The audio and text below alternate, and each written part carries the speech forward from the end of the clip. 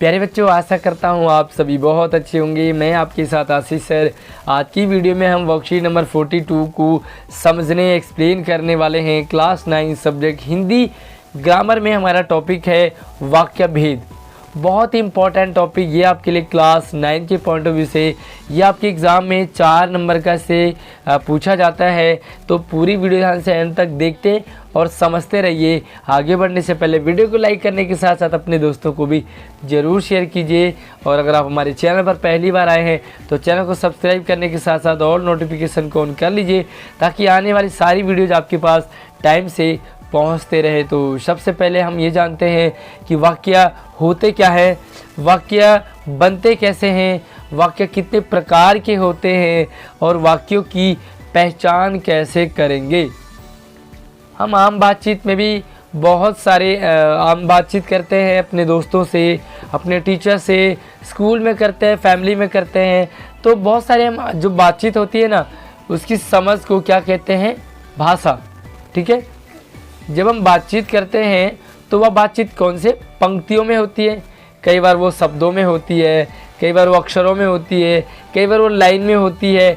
तो अपनी बात को समझाने का जो तरीका है ना, वो थोड़ा सा अलग अलग हो सकता है, लेकिन इन शब्दों और वाक्यों के कुछ ना कुछ अर्थ ज़रूर होते हैं। जो भी हम बातचीत करते हैं भाई, टीचर से हमारा अलग टॉपिक होगा बातचीत करने का, हमारे फ्रेंड सर्कल में टॉपिक अलग होगा, फैमिली में अलग होगा। तो ये सारे क्या है, इनके अर्थ होते हैं। और यदि ऐसा नहीं होगा तो जो आपस में बातचीत करते हैं वो हम एक दूसरों तक अपने विचारों को पहुंचा ही नहीं पाएंगे। चलिए, तो हम बातचीत जो है वो भाषा है, और भाषा की सबसे छोटी इकाई होती है वर्ण यानी कि अक्षर। अक्षरों से मिलके बनते शब्द, शब्दों से मिलके बनते वाक्य, और यही वाक्य हम बातचीत में प्रयोग में लाते हैं। जैसे बच्चे खेलते हैं, इस वाक्य में बच्चों के बारे में कहा जाता है। अतः बच्चे वाक्य में उद्देश्य या कर्ता है। ठीक है, काम को करने वाला उद्देश्य यानी कि कर्ता होता है। बच्चे खेलते, कौन खेलते, बच्चे। तो बच्चे आपका क्या हो गया, कर्ता हो गया। वाक्य में उद्देश्य या कर्ता के विषय में जो बाकी चीज़ें कही जाती है वह आपका हो जाएगा विधेय। यानी कि बच्चे खेलते, बच्चे आपका क्या हो गया, कर्ता हो गया यानी कि उद्देश्य, और जो बाकी खेलते हैं ये आपका क्या हो गया, विधेय हो गया। जैसे गीता टीवी देखती है, वाक्य में गीता के बारे में कहा जा रहा है तो गीता क्या है, सब्जेक्ट है यानी कि कर्ता है यानी कि उद्देश्य है, और बाकी टीवी देखना क्या है आपका, वो विधेय है। तो इन्हीं दोनों वाक्यों को आप समझते हैं। और रचना के अर्थ के आधार पर और रचना के आधार पर दो प्रकार के सेंटेंस होते हैं।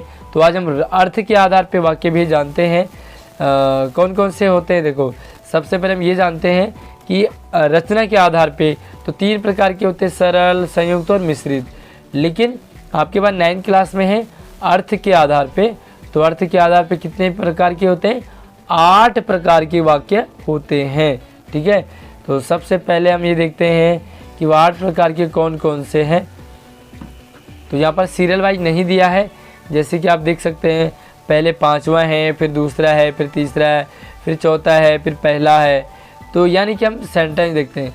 सबसे पहला आपका है विधानवाचक। विधान को हम सरल या साधारण वाक्य भी कह सकते हैं। ऐसे वाक्यों में किसी कार्य, वस्तु या स्थिति के बारे में सामान्य जानकारी दी जाती है। सिंपल सा सेंटेंस होता है, बड़े इजी लैंग्वेज में कहें तो इजी सेंटेंस, जो इसमें कोई तोड़ मोड़ ना हो। जैसे बच्चे क्रिकेट खेल रहे हैं, वह खाना बना रही है, मैं स्कूल जा रहा हूँ, मैं आपको पढ़ा रहा हूँ, आप वीडियो देख रहे हैं, आप लाइक कर रहे हैं, सारे क्या है आपके साधारण विधानवाचक या सरल वाक्य है। क्लियर हो गया।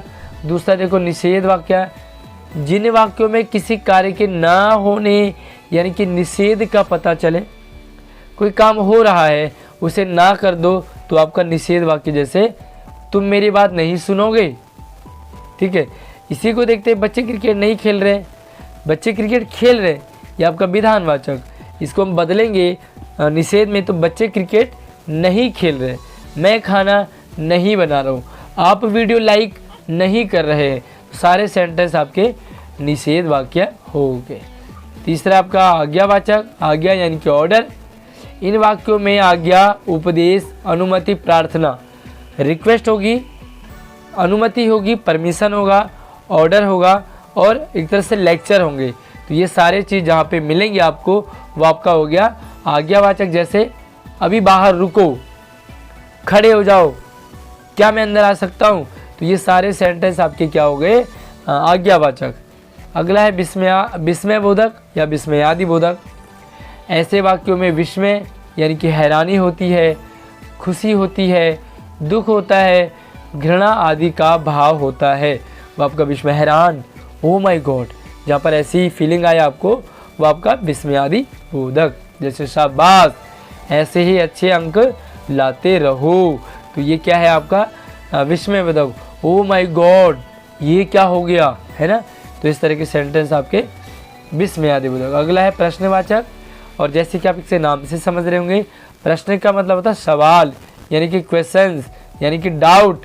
तो ये सारे सेंटेंस आपके क्या होते हैं, ये हो गए आपके प्रश्नवाचक। ठीक है, तो एक सेंटेंस देखते हैं, क्या कोरोना महामारी है, क्या कोरोना जल्दी चला जाएगा, क्या एग्ज़ाम ऑनलाइन होंगे, क्या स्कूल सभी के लिए खुल जाएंगे। तो ये सारे आपके क्या हो गए, प्रश्नवाचक। ठीक है, क्या मैं लाइव क्लास लूँगा आपकी सैटरडे संडे, सारे क्या है आपके एक तरह से प्रश्नवाचक है। इच्छावाचक, ऐसी बातों से इच्छा प्रकट होती है, शुभ कामना प्रकट होती है, आशीर्वाद होता है, जहाँ पर आशीर्वाद देना हो, इच्छा हो, कोई कामना हो, मनोकामना हो, शुभ कामना हो, वो सारे आपके क्या है, इच्छावाचक। जैसे भगवान आपका भला करें, तो ये क्या है, शुभ कामना है, इच्छा है, आशीर्वाद है, तो ये क्या है आपका इच्छावाचक। अगला है संदेह। संदेह यानी कि डाउट, शक। ऐसे वाक्यों में संदेह, संभावना आदि का पता चलता है। ये तो संभावना हो, शायद, काश ऐसा हो, तो ये सारे क्या है आपके संदेहवाचक। जैसे शायद आज धूप निकले, शायद स्कूल सभी के लिए खुल जाए, शायद पेपर ऑनलाइन ऑफलाइन दोनों हो, तो ये सारे क्या है आपके संदेहवाचक है। और अगला है संकेतवाचक। बहुत ही आसान है, जिन वाक्यों में एक क्रिया दूसरी क्रिया के होने पर डिपेंड करती है, निर्भर होती है, यानी कि दो सेंटेंस होंगे, एक सेंटेंस दूसरे पर डिपेंड होगा, वो आपका हो गया संकेतवाचक। जैसे यदि परिश्रम करते तो फेल ना होते। देखो, दो सेंटेंस है, परिश्रम करना, फेल ना होना, लेकिन परिश्रम करने पर डिपेंड है, फेल ना होना, तो एक दूसरे पर यहाँ पर डिपेंड होते हैं। तो आई होप आपको सेंटेंस अच्छे से समझ आए होंगे। अब हम इसके कुछ क्वेश्चंस देखते हैं, प्रश्नों पर डिस्कस करते हैं। निम्नलिखित वाक्यों के सामने उनके भेद लिखिए, नाम लिखना है, कौन सा भेद है। तो पहला देखो, गंगा हिमालय से निकलती है, गंगा हिमालय से निकलती है, कौन सा सेंटेंस होगा ये। चलिए, तो ये सिंपल सा है, कोई डाउट नहीं है, तो ये हो गया आपका विधान। ठीक है, पहला हो गया विधान। चलिए दूसरा देखो, क्या शिखर क्रिकेट खेलता है, तो यहाँ पर क्या से शुरू हो रहा है, तो ये हो गया आपका प्रश्नवाचक। ठीक है, दूसरा हो गया प्रश्नवाचक। तीसरा है, यदि वह खेलती तो आज खिलाड़ी होती, तो यदि दो सेंटेंस है, एक दूसरे पर डिपेंड है, तो ये हो गया आपका संकेत। तो तीसरे में आप लिखोगे संकेतवाचक। ठीक है, चलिए चौथा है, अच्छा वह इतना बढ़िया गाती है, तो ये क्या है यहाँ पर विस्मयबोधक, यानी कि संबोधन का चिन्ह है, तो ये हो गया आपका क्या विस्मयबोधक, यानी कि आश्चर्यचकित वाली बात है, इतना बढ़िया गाती है, तो ये आपका विस्मयबोधक। तो यहाँ पे लिखोगे विस्मय, ध्यान से आप लिखते भी रहिए साथ में। ठीक है, विस्मय। पांचवा है, वह अभी आता ही होगा, तो आता ही होगा, ये क्या है एक तरह से संभावना जताई जा रही है, तो यहाँ पे आपका हो गया संदेहवाचक, तो यहाँ पे लिखोगे संदेहवाचक। छठा देखो, कई दिन से धूप नहीं निकली है, तो नहीं है यानी कि निषेध है, तो यहाँ पे लिखोगे आप निषेधवाचक। ठीक है, निषेधवाचक।